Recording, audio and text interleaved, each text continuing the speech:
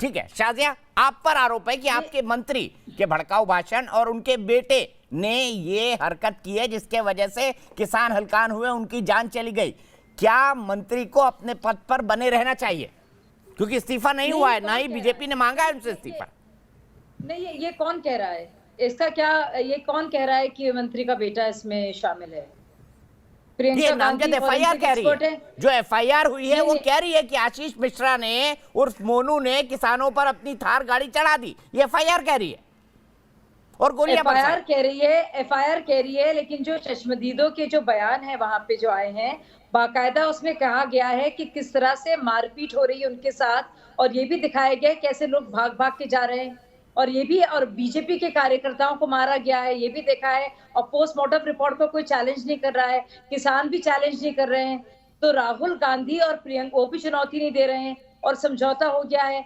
तो सिर्फ इस वक्त पॉलिटिकल गिद्ध बनकर वहां पे आना और उसको मामले को सिर्फ राजनीति करना, क्योंकि हर तरह से ना तो कोई राजनीतिक आधार है कांग्रेस का और समाजवादी पार्टी का, हम देख रहे हैं, और सिर्फ इसमें ये राजनीति करने के लिए इस वक्त आना जरूरी है।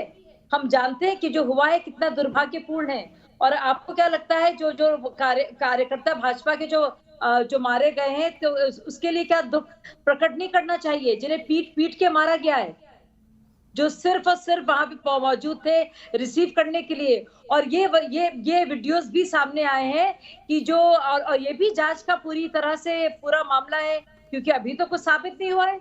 एफआईआर तो दर्ज हुई है, और एफआईआर दर्ज होने का मतलब है कि किसी तरह से यूपी की पुलिस किसी भी तरह का वो नहीं कर रही है भेदभाव, बावजूद इसके कि प्रमाण इसका है कि तेनी जी का बेटा वहां पे मौजूद नहीं था, बाकायदा एक फंक्शन में था, तब भी एफआईआर की गई है। यानी कि पूरी तरह से जो कुछ कहा गया जा रहा है विपक्ष के तौर से, वो साफ जाहिर है कि वो उसके बावजूद भी, इस तरह की ये प्रमाण होने के बावजूद भी अपनी ही सरकार में जो यूपी के जो तेनी है, जो एमओएस है फाइनेंस, उनके बेटे का नाम अगर आ रहा है तो उनका नाम भी साफ जाहिर है। ये साफ दिखाता है कि किसी भेदभाव के बगैर यूपी प्रशासन काम कर रहा है।